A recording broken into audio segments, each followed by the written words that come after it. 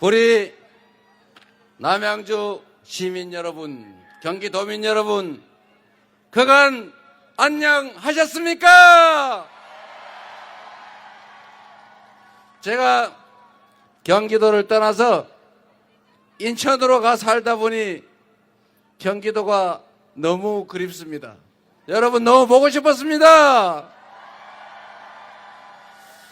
서울을 중심으로 동쪽에 살다가 서쪽으로 가서 맨날 여의도만 왔다 갔다 하다 보니 이 동쪽이 너무 그리웠는데 여러분을 보니까 너무 반갑고 이렇게 또 많이 환영해 주시니 참으로 고맙습니다.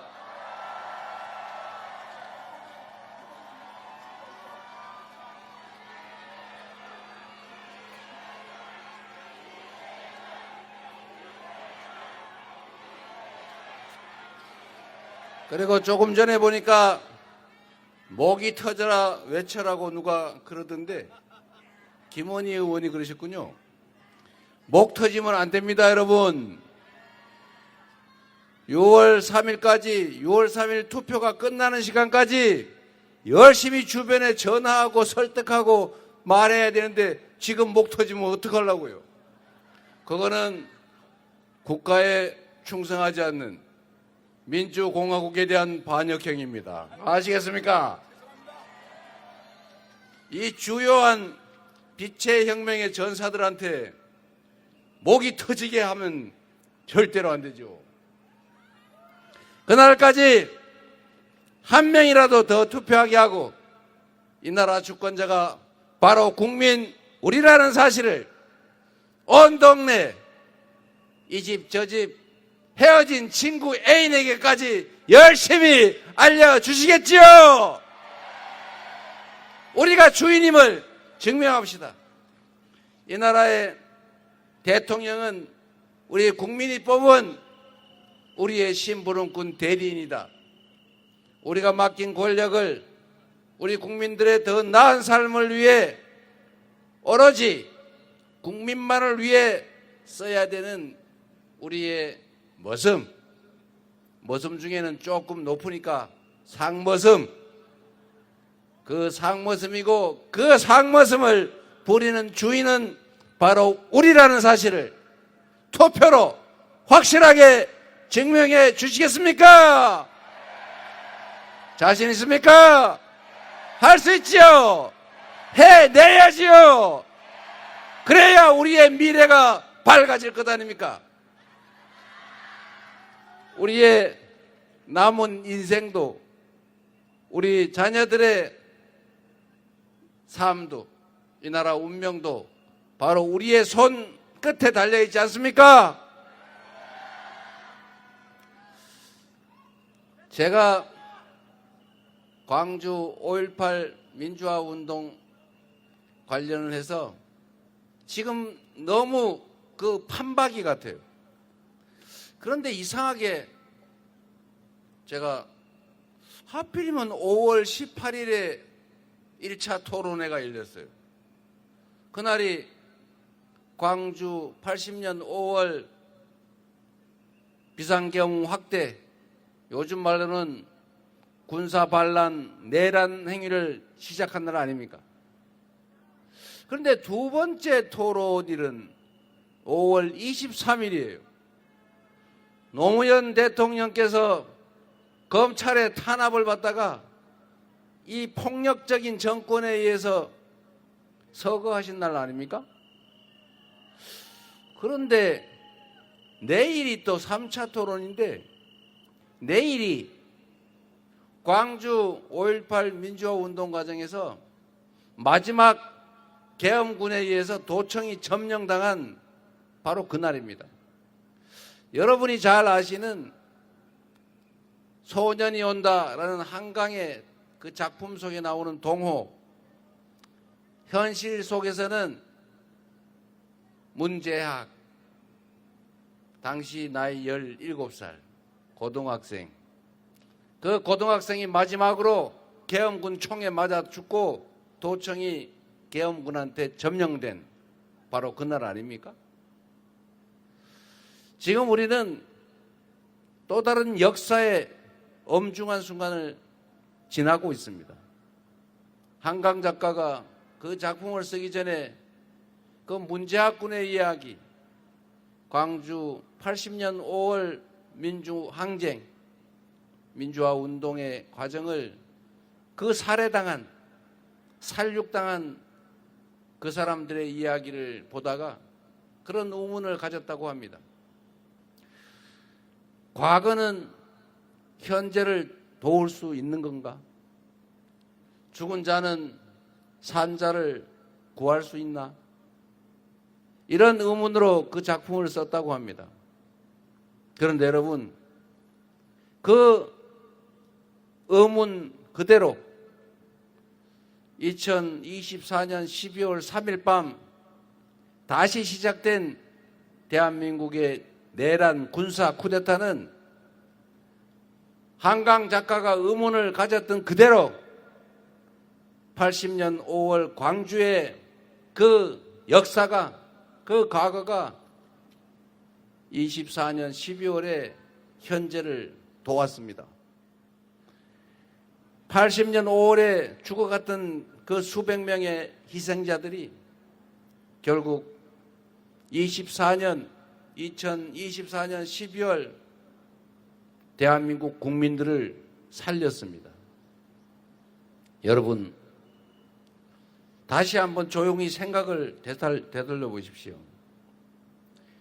일국의 대통령이 군 통수권자가 군 병력에 대한 지휘 명령권을 가지고 국회 진주를, 수사단 구성을, 군법회의 구성을, 각 행정기관을 무력 점거하도록 지시했습니다.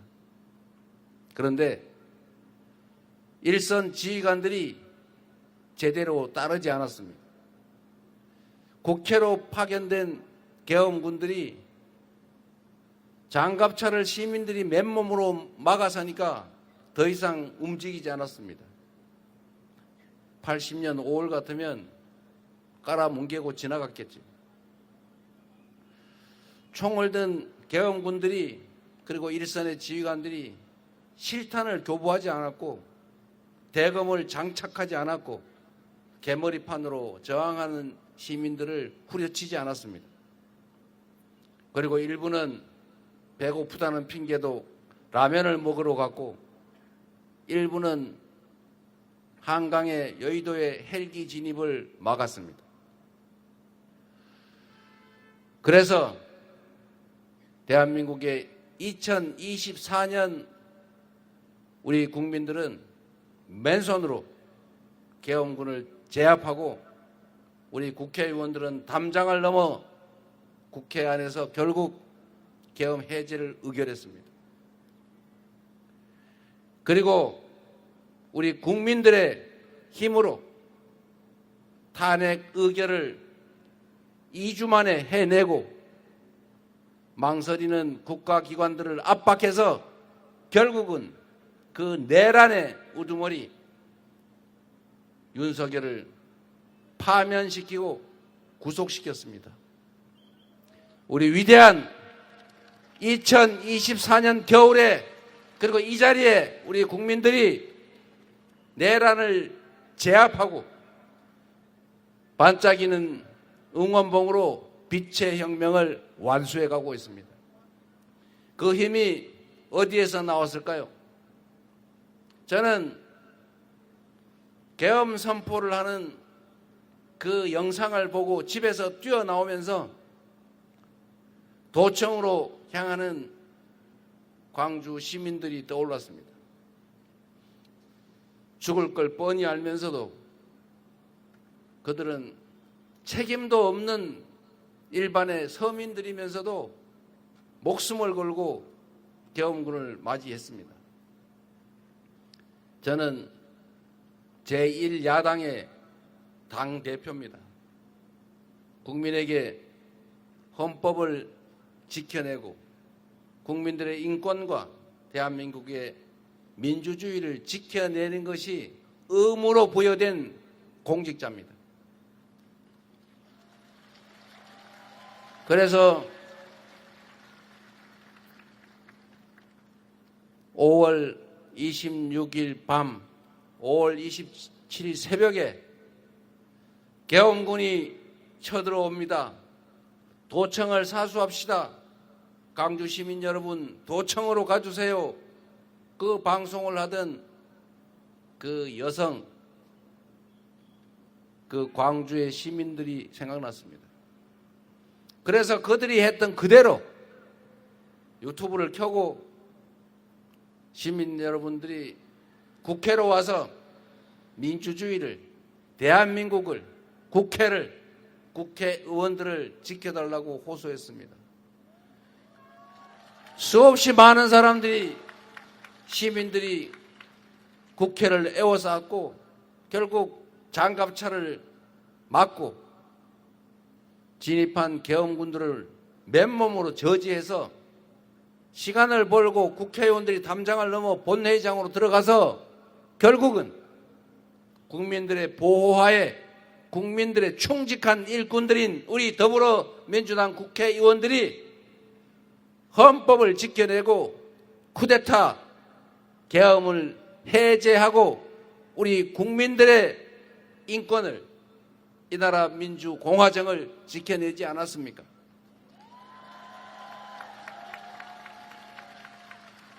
지나고 나니까 별것 아닌 일 같지만 만약에 윤석열이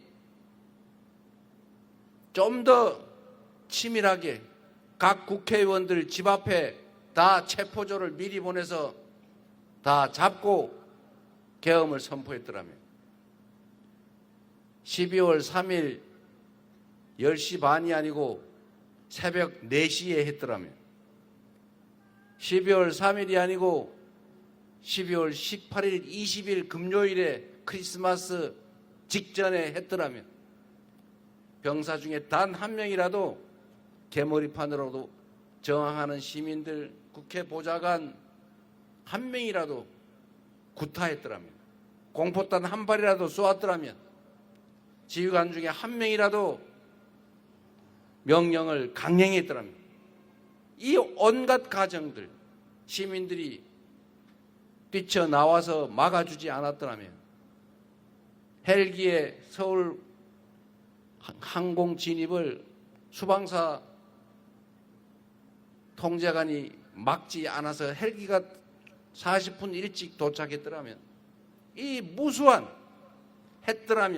했더라면이 전부 다 반대로 돼서 이 우연, 기적 같은 우연들이 겹쳐서 결국 이 계엄을 해제하고 내란을 제압하는 중입니다, 여러분.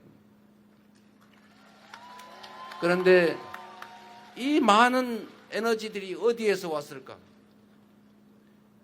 광주 5.18 80년 5월에 이 역사적 경험들, 수없이 많은 사람들이 죽어갔던 그 체험, 아직도 고문 후유증, 폭행, 구금의 후유증에서 벗어나지 못하는 그 피해자들, 유가족들, 광주를 잘못 알았다가 그 죄책감으로 인생의 항로를 바꾼 이재명 같은 사람들, 윤호중 의원님 같은 분, 최민희 의원, 김용민 의원, 김병주 국회의원, 이 많은 사람들이 광주의 그 역사로부터, 그 경험으로부터 결국은 용기를 얻고 책임감을 느끼고 행동으로 나서 막았습니다.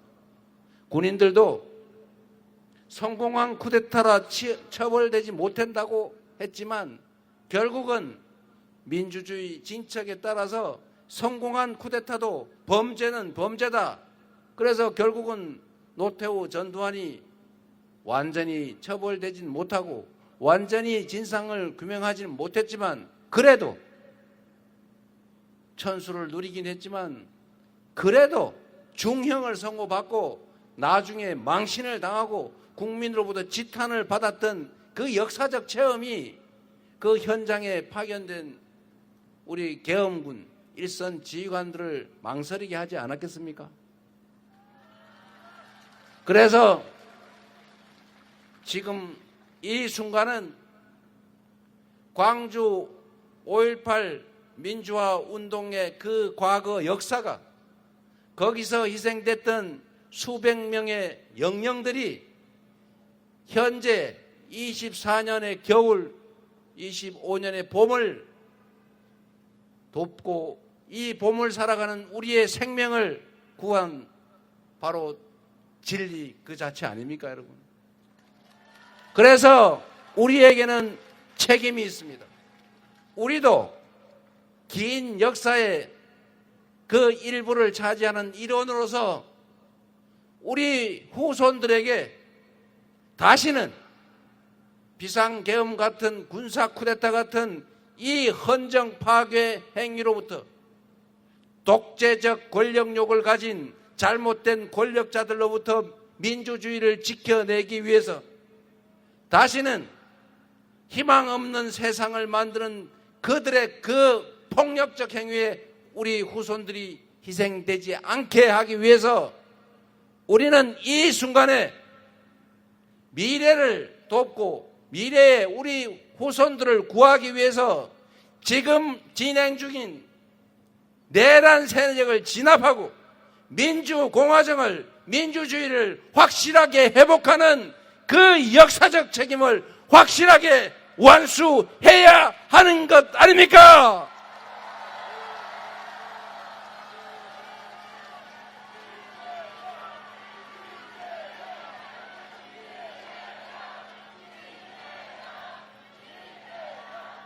(12월 3일에) 비상계엄 해제 의결이 성공하지 못했으면 계엄은 계속되었을 것이고 우리의 국민들은 그런 민주주의 파괴, 인권 침해, 기본권 침해를 용인할 사람들이 아닙니다.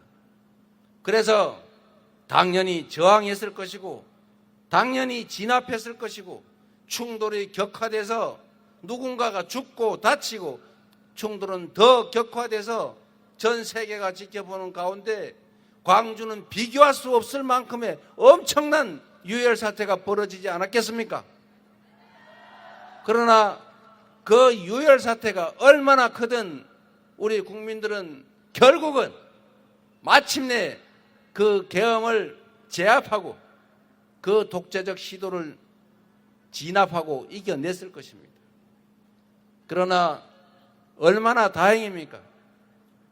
신속한 민주당의 계엄 해제 진압과 우리 국민들의 적극적인 행동 실천으로 그 엄청난 명백하게 예견된 그 유혈 사태를 막았습니다. 우리 위대한 우리의 이웃들, 동료들에게, 혁명의 동지들에게 한번 격려의 박수, 축하의 박수 부탁드립니다.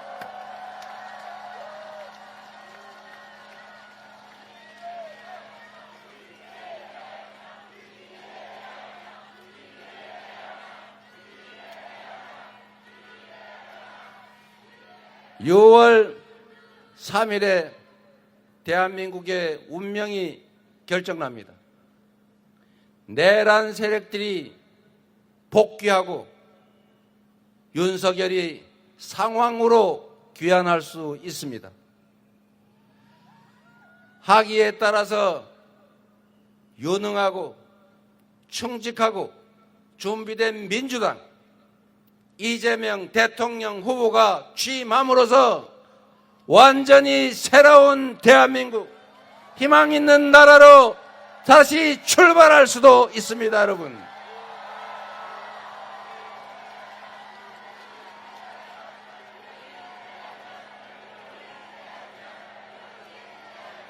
이 두 가지 선택은 결국 여러분을 포함한 이 나라의 주권자, 주인, 국민들의 손에 달려 있습니다. 그날 밤, 그 내란의 밤에 우리가 경험했던 것처럼 장갑차와 총칼은 주권보다 약했습니다. 투표는 총알보다 강한 것입니다.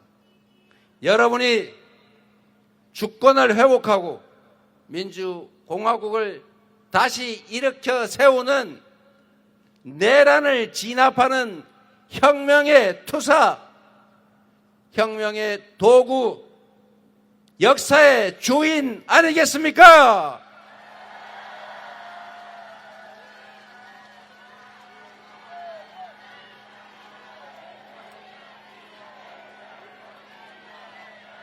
국민 여러분, 정치는 정치인들이 하는 것 같아도 누가 한다고요? 그렇습니다. 우리는 우리를 대신할 일꾼을 뽑을 뿐이죠. 왕이나 통치자나 지배자를 뽑고 그들을 숭배하는 것이 아닙니다. 국민을 위해 충직하게 부여된 사명을 다하라고 잠시 국민이 가진 주권을 위임해 놓은 것입니다. 그 주권과 우리가 내는 세금은 오로지 국민만을 위해서 공정하게 쓰여져야 하는 것 맞습니까? 그런 정상적인 나라를 다시 만들어 봅시다.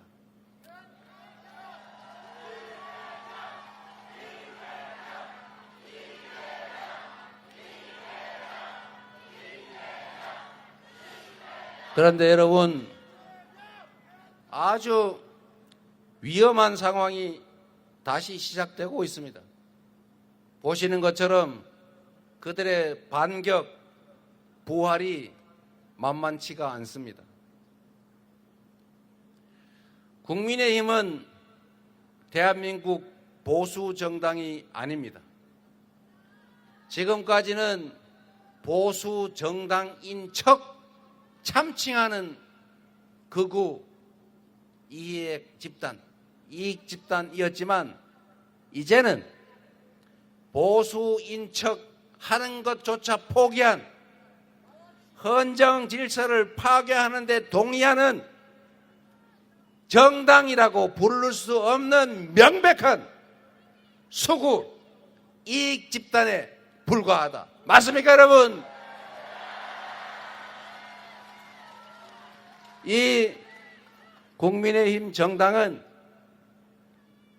헌정 질서를 파괴하는, 국민 주권을 부정하는, 민주주의가 작동하는 민주공화정을 부정하는 내란의 우두머리, 그가 저지른 반역 범죄, 군사 반란 범죄를 해제하는 계엄 해제 의결을 반대했습니다. 그리고 내란 수괴, 윤석열을 탄핵하자는 것에 공식적으로 반대했습니다. 내란 수괴 윤석열을 헌법재판소에서 파면하는 것에 대해 반대했습니다. 구속하는 것을 반대했고 석방을 요구했고 다시 복권되는 것을 기도하고 있습니다. 국민의힘이 선출한 김문수 후보는 본인이 극우주의자일 뿐만 아니라 윤석열 내란 수괴와의 단절을 거부하는 사람입니다. 제가 물어봤습니다. 당신은 윤석열 내란 수괴와 단절할 것인가? 당신은 극우 전광훈 목사와 눈물 흘리는 그런 특별한 관계던데 그런 관계를 단절할 생각이 있냐? 여러분이 지켜보는 가운데 공식적으로 물었지만 그는 내가 언제 울었냐? 라고만 할 뿐 단절하겠다는 말을 끝까지 하지 않았습니다. 제가 과문한지 모르겠는데 지금까지도 단절한다는 얘기를 들어보지 못했습니다. 내란을 비호하는 내란 정당의 내란 후보 그가 6월 4일에 다시 이 나라의 대통령이 돼서 윤석열의 지휘하에 대한민국을 다시 혼란과 무질서, 불법 속으로 다시 밀어 넣을 수 있다는 거 맞습니까, 여러분? 허용하겠습니까? 막아야죠. 반드시 막아야 합니다. 이재명이 이기느냐, 민주당이 이기느냐, 이게 문제가 아닙니다. 내란 세력의 복귀를 막기 위해서 내란 정당의 후보, 내란 정당, 내란 행위를 비호하는 후보, 그 후보가 반드시 엄정한 국민의 심판을 받아서 국민으로부터 거부당했다는 것을 명백하게 해야 다시는 대한민국에서 이런 일이 생기지 않을 것입니다.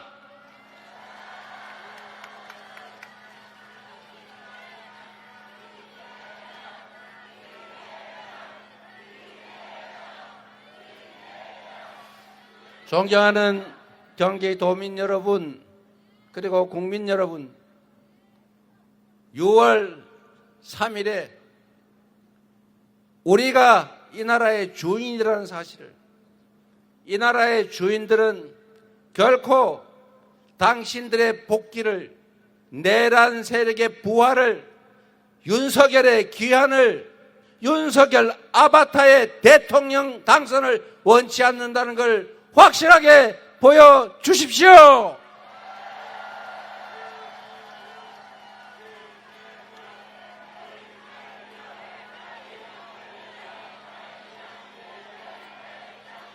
그래서 여러분, 목이 터지면 안 됩니다.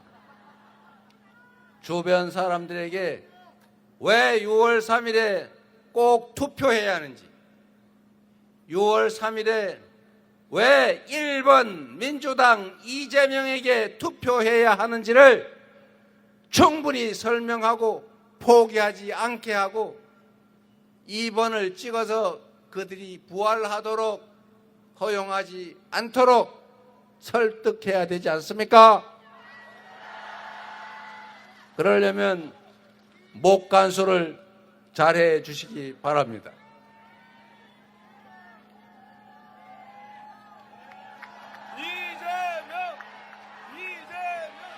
이재명! 이재명!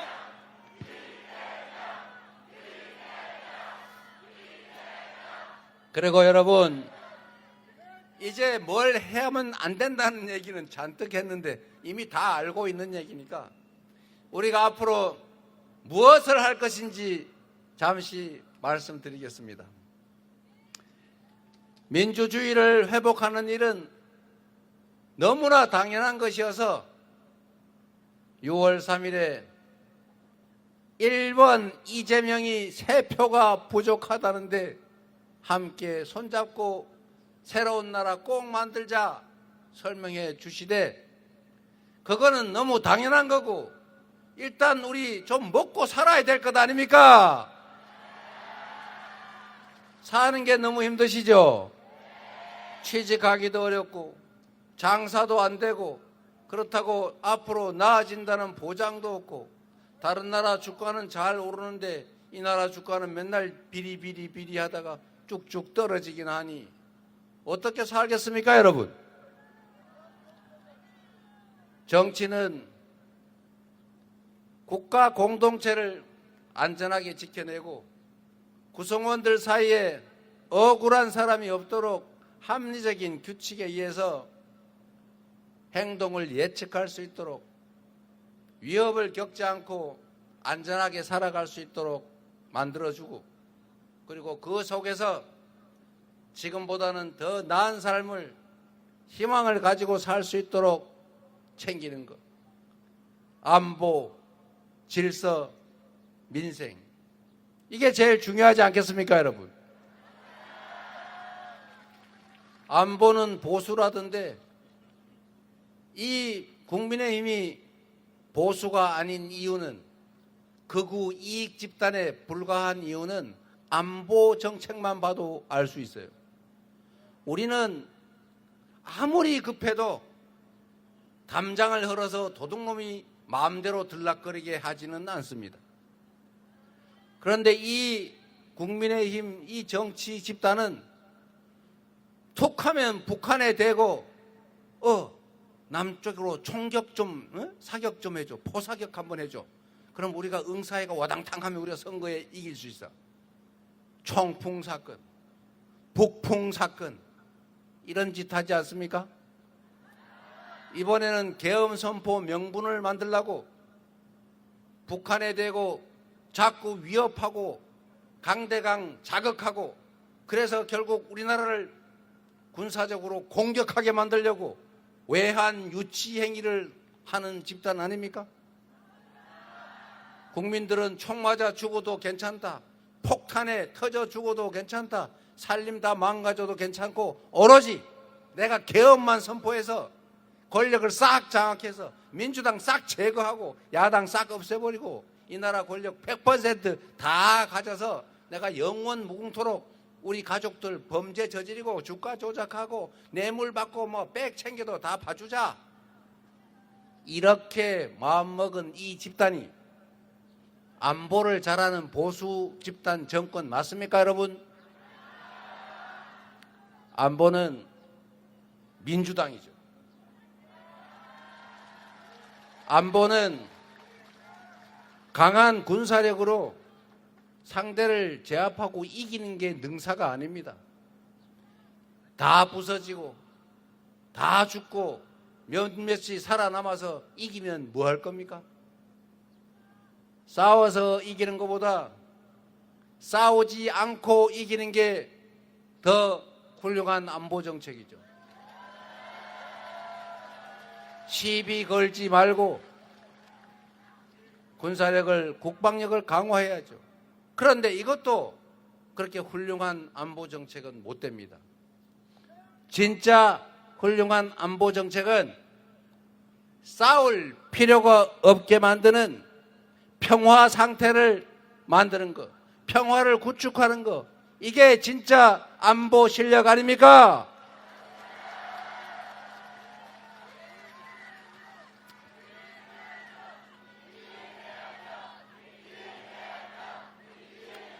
그래서 강력한 한미동맹 그 바탕 위에 세계 5위에 랭크되는 대한민국의 군사력, 북한의 전체 1년 국민 총생산의 2배에 달하는 한국의 국방비, 그리고 국민들의 단합된 힘, 이런 강력한 억지력 위에 북한을 설득하고 소통하고 대화하고 협력하고 그리고 공존하고 번영하는 길을 찾아서 서로 침략하거나 공격할 필요가 없는 평화를 만들어내는 것, 이게 민주당이 해온 일이고 이게 햇볕 정책이고 이게 대한민국의 평화를 만드는 진정한 안보 정책이고, 그래서 안보는 민주당 맞습니까?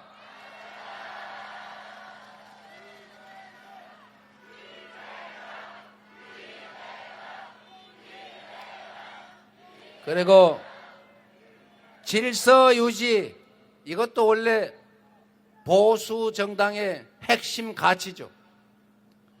진보 정권이란 뭐 지금은 뭐 그런 대로 괜찮지만 더 나은 새로운 방법, 새 길을 찾아보자, 끊임없이 새 길을 모색하는 게 진보라고 해요. 그런데 여러분, 대한민국은 아직도 규칙, 법률을 지키지 않는 자들이 훨씬 이익 보고 법, 규칙, 상식, 약속 잘 지키는 사람이 손해보는 비정상 사회입니다.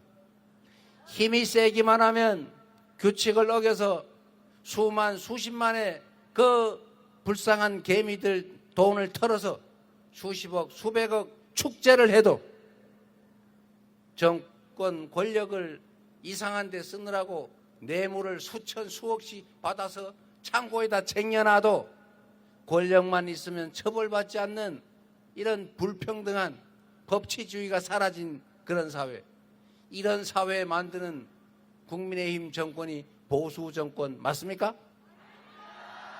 우리 민주당은 법과 상식이 지켜지는 사회, 규칙을 어겨서는 이익 볼 수 없고 규칙을 어겨서 이익 보면 폐가 망신시키고 규칙을 지켰다고 절대 손해보지 않는 정상적인 나라 만들자는 것인데, 이런 민주당이, 이런 이재명이 진짜 보수 아닙니까?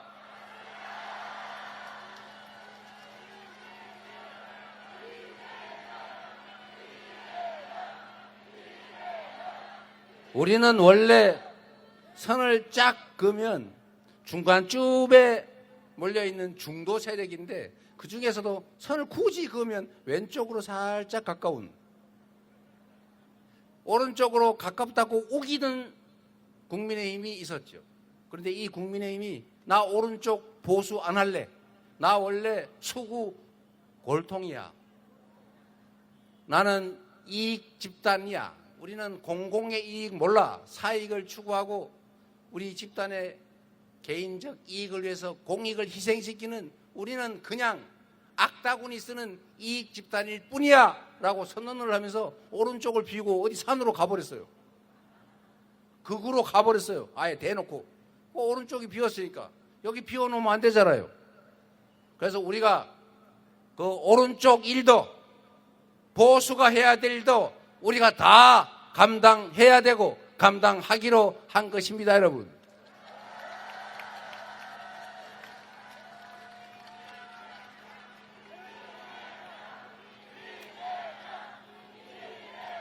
그리고 마지막으로 민생을 해결해야죠. 먹고 살기가 어려우면 우리가 그때 정부가 최소한의 책임과 역할을 해달라고 권력 맡기고 세금 낸 거지. 내몰래라, 각자 도생 알아서 살아남아라 이럴 거면 우리가 뭐 하려고 권력을 맡기고 뭐 하려고 세금을 냈겠습니까? 경제가 너무 지나치게 과열되면 정부가 나서서 과열을 시켜줘야죠. 경제가 너무 어려워지면 정부가 나서서 받쳐줘야죠. 이게 고등학교 교과서에 나오는 가계, 기업, 정부 중에서 정부가 하는 경기 조절 역할 아닙니까? 우리 다 배웠잖아요. 우리 다 배운 사람들 아닙니까? 그런데 이걸 배운 사람들이 이거를 모르는 건지, 알면서도 우리 서민들 잘 사는 것 그럴 필요 없고 우리만 잘 먹고 잘 살면 돼 라고 생각하는 것인지는 모르겠는데, 세금을 부자들 막 깎아줘가지고 정부 재정이 부족해졌다고, 재정이 없으니까 서민 지원 예산 편성 못한다, 재정 지출은 빚을 내야 되니까 못하겠다 이러고 나자빠졌어요. 지금도 추경 좀 해가지고 어떻게 좀 살아보자니까 굳이 안 된다고 저러고 있어요.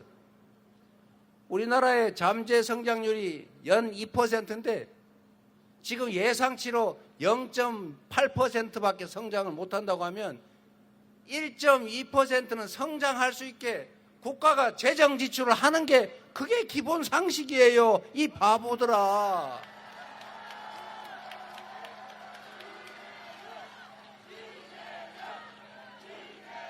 그래서 제가 자꾸 물어보고 싶어요. 진짜 몰라서 그러는 거니 아니면 모르는 척하는 나쁜 사람이니 어떤 걸까요, 여러분? 국민의 이 삶의 현장에서 살아가는 우리 국민들의 고통을 그들은 이해하지 못하는 별종이기 때문에 그런 것입니다, 여러분.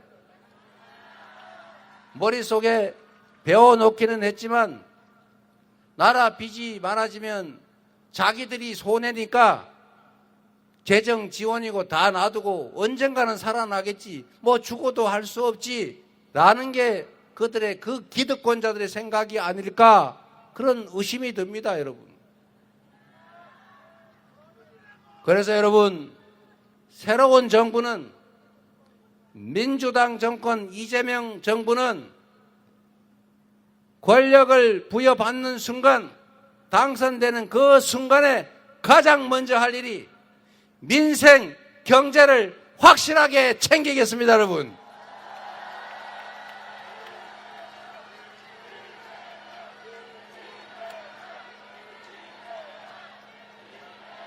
지역화폐도 좀 발행해서 돈이 억지로라도 돌게 좀 하고, 정부의 재정 지출을 해서 말라버린 펌프에 마중물로 부어서 펌프질해서 물 좀 나오게, 그렇게 꼭 가장 빨리 강력하게 시행하도록 하겠습니다, 여러분.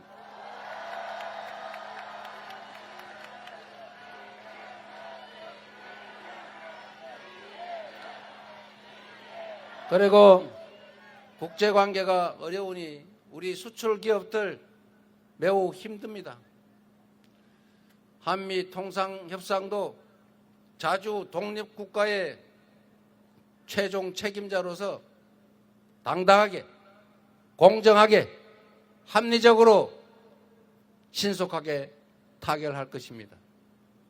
그리고 여러분, 당장 그렇게만 해결한다고 근본적인 문제가 해결이 안 되죠.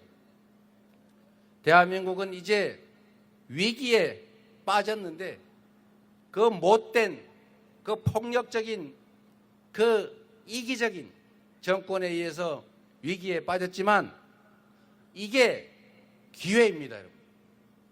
이재명은 평생 살아오면서 온갖 위기만 맞이했지만 그 위기를 다 기회로 바꿔서 이 자리까지 오지 않았습니까, 여러분?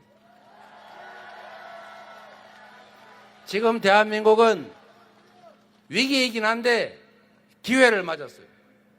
첫째로 산업 전환, 기후위기 때문에 전 세계가 재생에너지 사회로 대대적으로 신속하게 전환하고 있는데 우리는 아예 못하고 있어요. 그 아리백 모르는 그분이 수사 전문이라서 태양광 재생에너지 산업에 뭔가 있는 것 같다, 하루 종일 수사만 하느라고 그 재생에너지 산업을 다 짓밟아 놨어요. 그래서 이제 다시 시작해야 됩니다. 첨단 기술 산업들, AI, 인공지능을 포함한 첨단 기술 산업을 세상에 전쟁 중에도 놈 팔아서 자식들 공부시키는 게 우리나라 사람인데, 그래서 대한민국이 이렇게 자원도 자본도 없는 나라에서 세계 10대 경제 강국으로 성장해 왔는데, 세상에 이 첨단 과학 기술의 시대로 디지털 전환이 이루어지고 있는 이 시점에서 R&D 예산을 대규모 삭감해가지고 공부를 못하게 만들었어요. 공부하는 대한민국 학생들이 전부 해외로 빠져나가고 있어요. 다시 시작해야 됩니다. 너무 어려운 상황이라 우리 국민들이 허리띠를 졸라매고 어떻게든 우리가 살 길만 있으면 다 노력하고 협력하자, 이렇게 생각하고 있습니다. 국론 분열이 있을 수가 없지 않습니까? 우리가 힘만 모으고 정확한 방향을 제시하고 정부가 온갖 정책을 제대로 만들어서 시행하면 새로운 기회가 있죠. 이제 완전히 바닥에 추락했습니다. 0.2% 마이너스 성장을 했어요, 1분기. 2분기도 뭐 비슷할 것 같아요.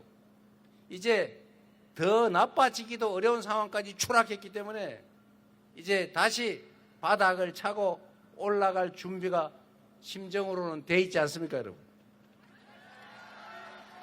그래서 AI를 포함한 첨단 기술 산업들을 대대적으로 지원하고 투자하고 육성하고 인력을 양성하고 지방의 거점 대학들 집중 지원해서 땅값 싼, 그리고 재생에너지 풍부한 지방으로 가서 기업 활동할 수 있도록 유도하고, 그렇게 하면 새로운 기회가 생겨날 것입니다, 여러분. 그리고 전 세계가 재생에너지로 전환하고 있기 때문에 우리는 이제 9% 재생에너지 비중이 9%밖에 안 돼서 RE100 재생에너지로 생산된 물건만 산다는 국제 표준을 맞출 수가 없어요. 그래서 국내에 있는 수출 기업들이 생산 기지를 재생에너지가 많은 외국으로 옮기는 중입니다.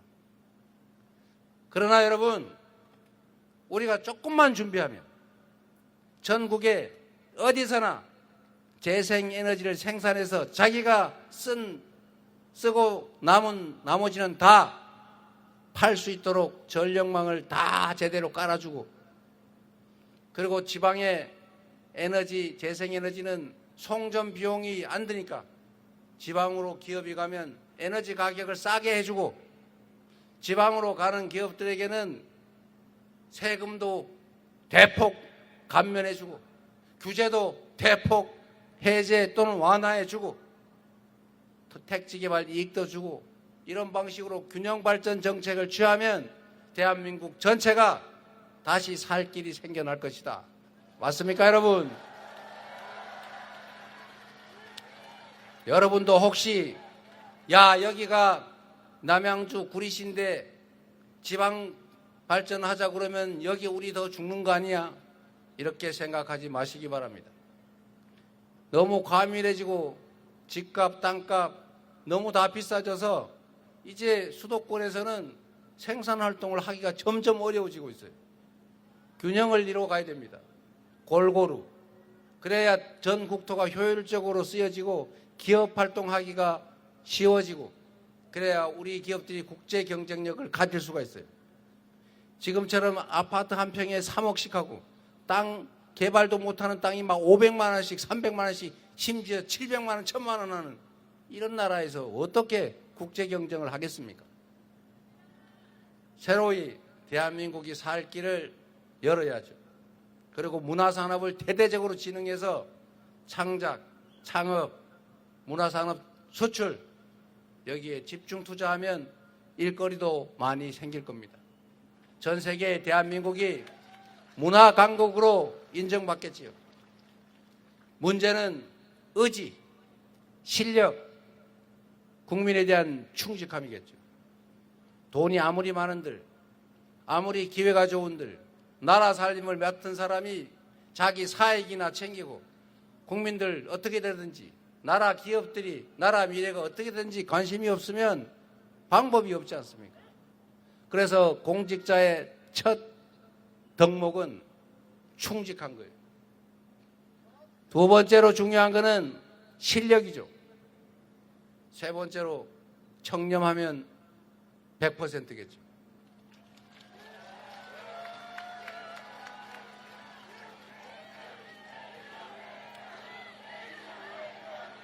그래서 마지막으로 제가 이 말씀을 꼭 드리고 싶습니다.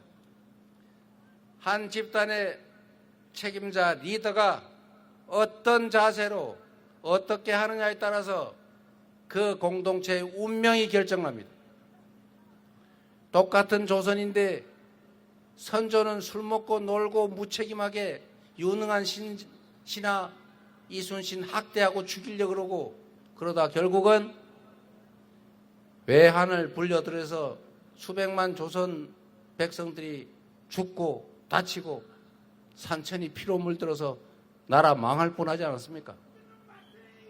그런데 그 똑같은 조선에서 정조는 애민정신으로 인재를 지위 고하 양반인지 노빈지 가리지 않고 쓰고 평생 공부하고 국민의 백성의 삶을 살피고 노력하고 경쟁시켜서 조선을 동아시아 최고의 부흥국가로 만들었지 않습니까? 똑같은 성남시에서 똑같은 공무원, 똑같은 재정 여건을 가지고 그 엄청난 빚 다 갚으면서 복지 정책하고 전국에서 가장 잘 사는, 가장 뛰어난 도시 성남으로 만든 사람이 이재명 아닙니까? 그리고 경기도로 가서 3년밖에 못해서 참 안타깝긴 한데 그 짧은 기간에도 남양주를 포함한 경기도가 전국에서 시도 중에서 가장 높은 평가를 받는 도로 1등의 광역시도로 만들지 않았습니까? 그래서 그 3년 만에 갑자기 그러면 대통령을 해보라고 불려나가는 바람에 너무 일찍 나가서 이 고생을 하고 있습니다. 제가 대통령에서 낙선하고 난 다음에 우리 윤호중 비대위원장이 공천해 줘가지고 인천 가서 국회의원 당선된 다음에 많은 사람들이 말렸지만 당대표로 나가서 3년 있는 동안에 과거에 민주적이지도 못하고 당원 별로 인정하지도 않고 민주 없는 민주당이라 비난받고 계파 나눠서 싸우고 그러던 민주당을 당원 중심의 정당으로 완전히 바꾸고 유능하고 이기는 정당으로 강한 민주당으로 만들겠다는 약속에 따라서 대한민국 정치 사상 최대의 승리를 만들어내지 않았습니까?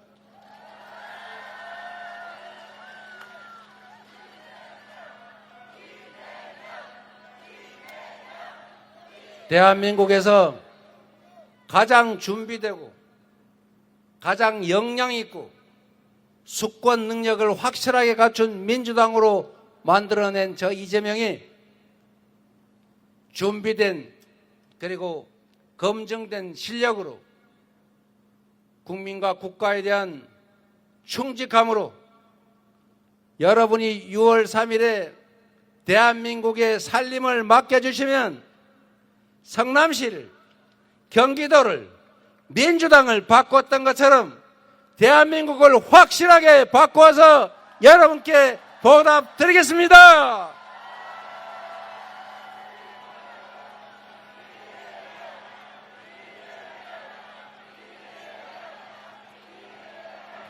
이재명, 이재명, 이재명. 우리의 이 위대한 역량을 하나로 모으겠습니다. 작은 차이를 넘어서서 상대를 인정하고 대화하고 타협해서 합의점을 끌어내고 그렇게도 안 되면 국민의 뜻을 물어서 국민이 부여한 권한으로 할 일을 확실하게 하겠습니다. 이재명, 이재명, 이재명. 그리고 여러분, 군사 쿠데타의 본질은 상대를 인정하지 않는 독점욕, 독선, 이기주의입니다. 정치에는 당연히 상대가 있습니다. 입장이 다르다고 내 입장만 옳고 네 입장은 틀렸어 라고 말해서는 안 되는 것입니다. 그래서 민주주의입니다.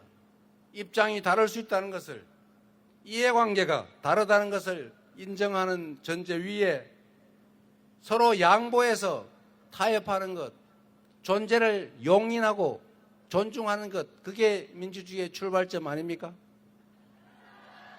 야당을 인정하고 자주 만나 얘기 듣고 타협하고 사적인 감정으로 옛날에 너 나 괴롭혔지 너도 한번 당해봐 이런 유치한 행각 그만두고 오로지 주어진 권력을 국민만을 위해서 국민에 맞추어서 행사해야 되지 않겠습니까?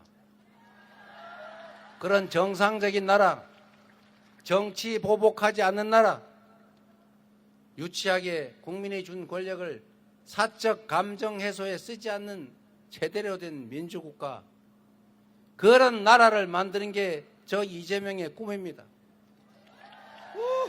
제가 바라는 것은 너 옛날에 나 괴롭혔으니까 너도 똑같이 당해봐 이렇게 남의 꽁무니 쫓아다니면서 누가 하듯이 없는 죄 만들어 뒤집어 씌우고 무죄가 나겠지만 너 무죄 판결 받을 때까지 몇 년 동안 돈 버리고 집안 폐가 망신하면서 한번 당해봐. 이런 유치한 짓, 졸렬한 짓 하지 않을 겁니다, 여러분. 사람은 행복하기 위해서 삽니다. 누군가는 다른 사람을 짓밟고 고통받은 걸 보면서 즐거워하는 사람도 있습니다. 누군가의 것을 빼앗아서 나만 가질 때 즐거운 사람도 있습니다.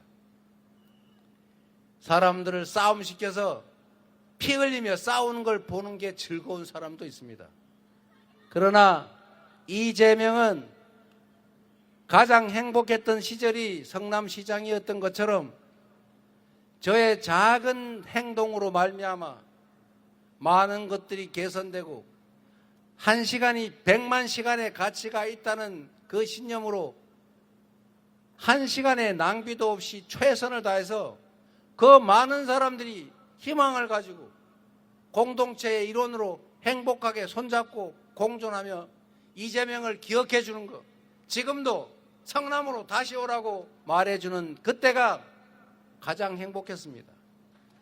대한민국도 기회를 주시면 대한민국 국민들이 지역 따라, 색깔 따라, 출신 따라 남녀라고 분리해서 노소가 싸우는 그런 세상을 절대 만들지 않고 서로 의지하고 존중하고 양보하고 대화하고 그래서 타협하면서 공존하는 다름을 인정하는 그래서 함께 사는 세상, 대동세상을 꼭 만들어서 보답드리겠습니다. 감사합니다.